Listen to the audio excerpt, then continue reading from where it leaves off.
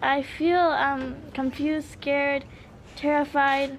Kaula Noman's walk to school turned into a nightmare when she says a man came up behind her, pulled down the hood of her coat, and cut her hijab. And I turned around and I saw him with his scissors, and he ran away. But it wasn't over. Noman says she and her brother crossed the street to join a group of kids, but the man followed and cut her hijab again. I felt scared and worried about my sister and think what's going to happen next to her. For Noman's mother, it was heart-wrenching. I'm just so happy she's safe. I'm very frustrated and I'm angry, but I don't, you know what, we believe in peace and Canada. Like, I'm so proud to be a Canadian, and I want to give him the same message. Why are you thinking like this? Like, you know, we're all together in this. She says in 25 years in Canada, she's always felt safe, especially in this part of town. Scarborough has long been known for its diversity. The school board says students are shaken.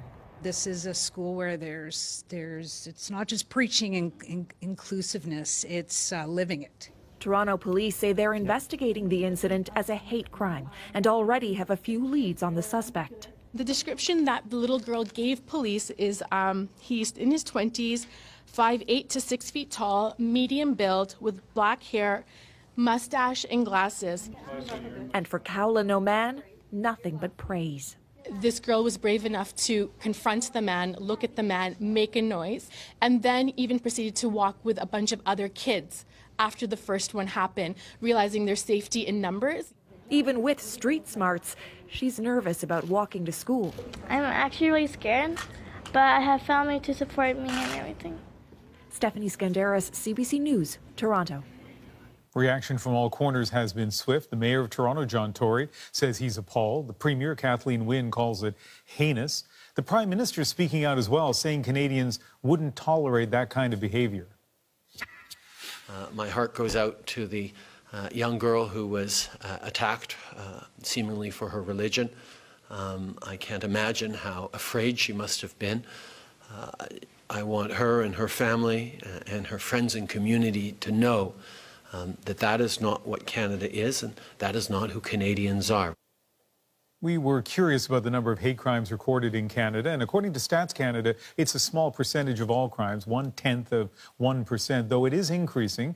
There were just over 1,400 reported incidents in 2016. The number of recorded hate crimes against Muslims actually dropped with 20 fewer incidents. Police made a stunning announcement about a story that got a lot of attention on Friday. You'll remember a young girl claimed a man cut her hijab with scissors as she walked to school. Today, police say that incident did not happen. The CBC's Linda Ward has the latest from police headquarters in Toronto. Toronto police say through a detailed investigation, including the collection of evidence and interviews with witnesses, that they have concluded that the events of Friday morning did not, in fact, happen. Now, it was Friday morning when an 11-year-old girl said she was walking to school with her little brother when she was approached, she said, twice by a man who tried to cut her hijab. Now, at the time, it made international headlines that spread like wildfire on social media. The girl reported it to the school, and she also reported it to Toronto police, who said at the time that they were treating it as a hate crime. We spoke with Toronto police spokesperson Mark Pugash this morning about how they came to this new conclusion. We had a team working on this. They gathered evidence Friday and over the weekend from a variety of sources. When they gathered the evidence, they put it all together, they analyzed it, they tested it, and the only conclusion that made sense was that the events as described did not happen. And they say they came to this conclusion first thing this morning. They wanted to get the information out as quickly as possible, given the enormous amount of attention that was given to this case. On Friday, the Prime Minister, the Premier, and the Mayor all came out publicly making statements condemning the alleged attack, and a lot of time and resources went into this investigation. But how this all happened, Toronto police say they're not going to speculate on that because the investigation has concluded. As for whether this was a fabrication or a hoax, they say that's not something that they will be releasing, given that there will be no further actions taken against any of those involved. Linda Ward, CBC News, Toronto. As Linda mentioned, news of the alleged incident on Friday drew responses from some high-profile politicians like the Mayor of Toronto and the Prime Minister. Both have released statements today. Here's some of what Justin Trudeau said.